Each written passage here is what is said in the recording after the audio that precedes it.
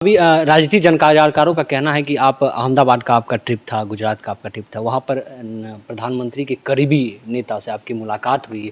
उसके बाद जो कयास लगाए जा रहे थे कि मंत्रिमंडल का विस्तार जो है वो मानसून सत्र से पहले हो जाएगा, लेकिन अब कयास बदल गया है कि मानसून सत्र के बाद, यानी कि जब चिराग पासवान जी का आशीर्वाद यात्रा जो निकलने वाला है वो खत्म हो जाएगा तो उसके बाद होगा।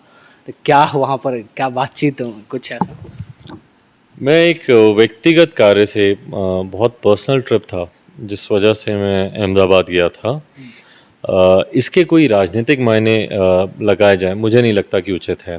और जहाँ तक रही बात केंद्रीय मंत्रिमंडल विस्तार की, मेरी जानकारी में नहीं है कि वो कब होने। मैं भी सिर्फ आप सबके मीडिया के माध्यम से ही मुझे जानकारी मिलती है कि पहले होने वाला था, मानसून सत्र से पहले होने वाला था। 20 जून की तारीख मैं कई बार सुन रहा था, उसके बाद वो पोस्टपोन हुआ और अब कब होने वाला नहीं होने वाला, और सिर्फ मेरी वजह से ये मंत्रिमंडल विस्तार रुका हुआ है, मैं मानता नहीं हूँ ऐसा। बट अगर मेरी वजह से अगर रुका हुआ भी है तो कहीं ना कहीं मैं इसको भी शुभ संकेत ही मानूंगा कि भाजपा लोजपा जो हम लोग कहते हैं एक है और एक दूसरे पर विश्वास है। तो मुझे लगता है कि अगर मेरी वजह से ही रुका हुआ है तो कहीं ना कहीं वो इस विश्वास को बढ़ाएगा। आशीर्वाद यात्रा आप बिहार में निकालने जा रहे हैं, पहले तो कह रहे थे कि हम आशीर्वाद यात्रा आप निकालने जा रहे हैं और वो भी हाजीपुर से शुरुआत करेंगे। हाजीपुर से आपके चाचा भी सांसद हैं, आपने हाजीपुर से ही क्यों चुना? दूसरी ओर जब आपके चाचा से सवाल किया गया कि उनका यात्रा जो है वो हाजीपुर से है, तो उन्होंने कहा कि अगर हमको बोलेंगे कि समर्थन दे तो हम पूरी तरीके से, जैसे भी होगा पूरी तरीके से हम खड़े उतरेंगे। देखिए, क्योंकि वो चाचा जी की मौजूदा लोकसभा है, इसलिए मैंने हाजीपुर को चुना। मुझे लगता है कि अगर हम लोग ये बात कहेंगे तो मेरे मिशन को, मेरे उद्देश्य को बहुत छोटा कर देंगे हम लोग। हाजीपुर से मेरी यात्रा की शुरुआत करने का कारण बहुत बड़ा है। मेरे पिताजी की कर्मभूमि रही है। देश विदेश में पिताजी को लोग हाजीपुर के नाम से जानते थे, हाजीपुर को लोग पिताजी के नाम से जानते थे।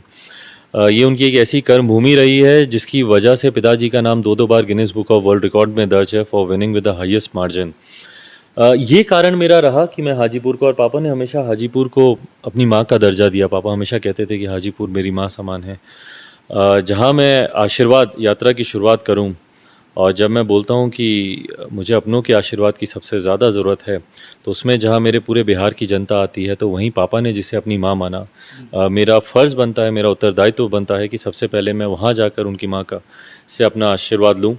और यही कारण है कि मैंने इस यात्रा की शुरुआत की। जहाँ तक रही बात चाचा को इस यात्रा में आमंत्रित करने की या उनसे सहयोग मांगने की, मैं बार बार यही कहूँगा कि अगर मांग के मांगा तो क्या मांगा।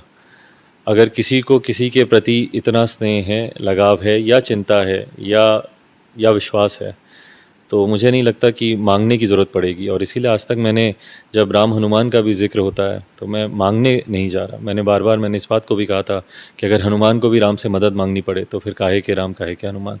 तो अगर कुछ मांग के मांगा तो क्या मांगा। इसीलिए जहाँ तक रही बात चाचा जी की, मुझे लगता है कि वो खुद इतने जानकार हैं, इतने समझदार हैं कि जो निर्णय लेंगे वो सोच समझ कर लेंगे। एक पर्सनल सवाल है, लगातार ये हाथ में हम देख रहे हैं कि ब्लैक ये बांधा हुआ है, दरअसल ये है क्या?